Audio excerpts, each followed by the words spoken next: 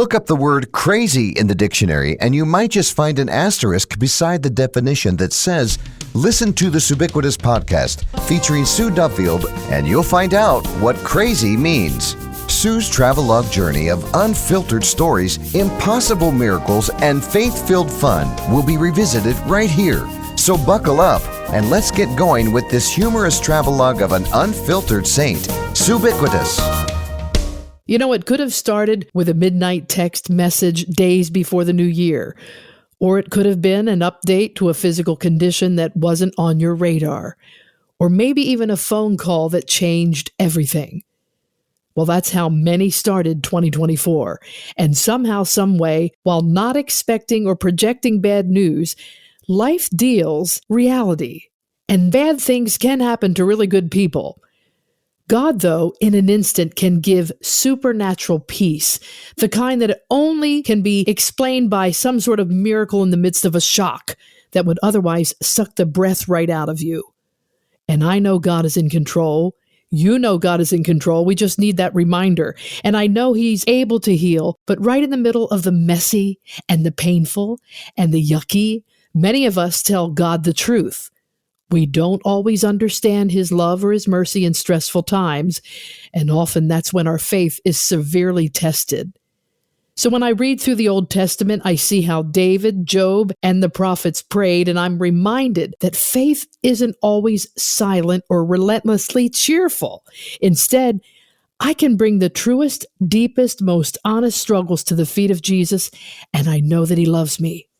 But some succumb to this temptation to give up on prayer because it's hard, and the road is weary, and the ache within causes us to be cynical and doubtful. Does it even matter if I pray? I heard somebody say. Is God listening? Is this all just a waste of time? Well, silence with God can be a symptom of bitterness, a sign that we're withholding parts of our heart, that we would rather keep hidden and not share with Him. Yet when we're crying out to God, we are still investing in this holy relationship. We refuse to abandon faith in God's goodness or His ability to cover our mess with His mercy. And I'll make it even more personal here. If I'm pouring out my honest doubts and struggles, I haven't resorted to the silent treatment. God most certainly hears our cry, and it's a good thing to shout it out loud. As long as I'm still praying, even if the prayers are messy, I'm still in this, and I'm still turning to Jesus. In the book of Ruth, Naomi returned to Bethlehem after 10 years in a foreign land. Her husband was dead. Her 2 sons were dead. She was now impoverished and alone, and except for the Moabite daughter-in-law named Ruth, who refused to leave her side. She walked into her old hometown, and friends scrambled to greet her, but she stopped them with a declaration. She said this, "Don't call me Naomi, call me Mara, for the Almighty has dealt very bitterly with me. I went away full, and the Lord has brought me back empty. Why call me Naomi when the Lord has testified against me, and the Almighty has brought calamity upon me?" You can read that in Ruth 1, 20 and 21. So right there, in the middle of her story, Naomi judged God's faithfulness and found Him lacking. Paul Miller wrote in A Loving Life, a great book, by the way, says she stopped in the middle of the story and measured God. A deeper faith waits until the end of the story and interprets experience through the lens of God's faithfulness. Naomi wanted to give up before the story was even over, before God had redeemed her, provided for her, and given her new joy. Maybe there are times we feel like that. You may feel stuck in a world of endless financial pressure and no sleep. You may feel trapped by chronic pain or messed up relationships. You may even feel like loneliness is forever or sorrow is unending. You may feel like your prayers aren't making a difference. I love this 2 words together. I used to hear my grandmother say it all the time. Take heart. What does that mean? Well, Paul writes in Philippians 1:6, "I am sure of this, that He who started a good work in you will carry it on to completion until the day of Christ Jesus." So even if you can't see the end yet, God is writing your story to completion. So stay in this with Him. Pray through the pain. Fend off bitterness with honest confession. And cling to the promises. Fight for hope. Ask God to finish the story and then let Him complete the redemptive work He has begun in you. Because you know what? God's not finished with your story just yet.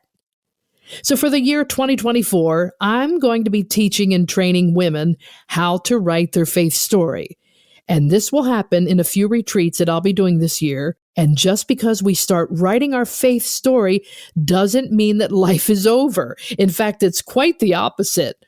Our faith story is progressing every single day. And with an open-ended story, be very hopeful that God will have you carry on until its completion. You know, the best part of having cliff notes, like a faith story, is that when you meet someone brand new or in a situation where you have an opportunity to witness or even give a testimony, you'll know exactly what to say, how to say it at just the right time. And as you tell your story, what is the one big idea you want everyone to walk away remembering? This is your main idea, kind of like a theme. Jesus, let's say, satisfied my loneliness, or to live is knowing Christ in my life. Those statements say a whole lot. Think about the comments a woman might make that gives you an opening to tell this part of your story. Now, whether you like to be spontaneous or need everything written down, it does help to script out what you will want to say. It forces you to think through what you will say to maintain and stick to your main idea. And it helps you to manage your allowed time. So write it as you would speak it. Shorter sentences, peppy words, that's kind of funny, and clear and simple ways of saying it. Use everyday terminology. For example, instead of saying, my testimony, say, here's my story. Simple. I pretty much have 3 stories ready to go whenever I'm called upon or whenever a God moment happens. It depends on where I am and who I'm talking to. Number 1, I have a faith story that's easy, concise, and direct to someone who does not have a relationship with Jesus. And then number 2, I have a faith story for the wayward Christian, you know, the one who became disillusioned with the church and they just don't want anything to do with Christians anymore. I have a great story for them. Then lastly, my favorite, I have a faith story for a child. Simply said, I never much got past 7th grade in my way of dealing with stories or creating them. It's probably why I still love Veggie Tales and even stories in the Gospels of how Jesus handled children, making time for them. Yes, I am the consummate grandmother, and telling stories to my grandchildren about Jesus has perfected my Bible knowledge again. So, take the time this year in 2024 to begin to journal and organize your thoughts on your story of healing, or your story of miracles, or your story of hope to a whole new generation that thinks we're irrelevant. Identify what your life was like as a young Christian, or living as just a believer and not a disciple. There's a big difference. And share when and how you first heard the gospel or were exposed to Christianity. What were your attitudes? What were your needs or problems? And from what did you get your security or happiness? Another way is briefly share a personal example that captures the needs and attitudes from this time of your life as identified as we talked about. Although the tendency is to spend most of the time on your before experience, somebody in church would always give the same testimony and they've been saved for 50 years and it's the same testimony. Well, I say update it. You know, not just the before experience, but give information so that men and women alike know why you needed Jesus on that specific era of time in your life and leave them asking for more.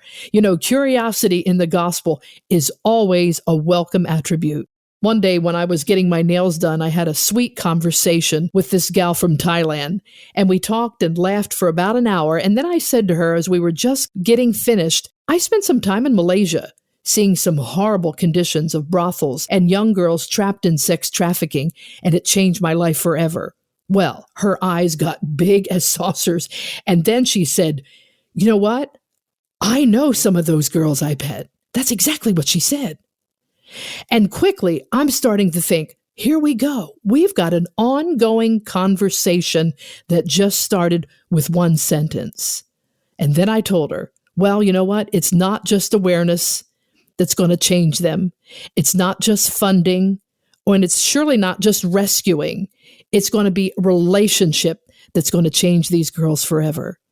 And then I got up and went to wash my hands, and I looked behind me, and she's following me to the sink. And she said, Sue, I need to know more. And this is what I said to her. I'll tell you more the next time I come back. I have a whole lot to tell you.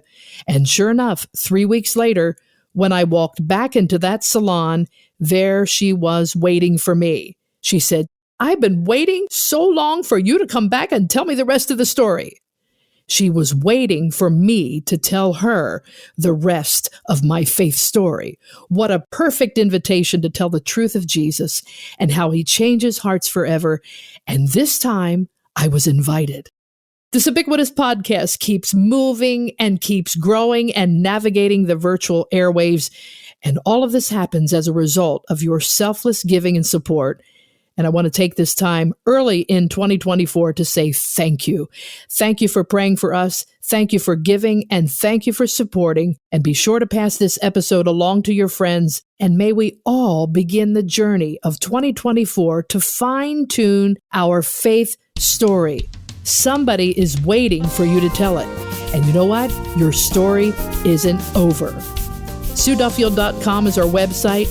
And with God's help this year, we hope to continue to do podcasts and virtual concerts and online opportunities to profess our love for Jesus. I love you all. We'll see you next time.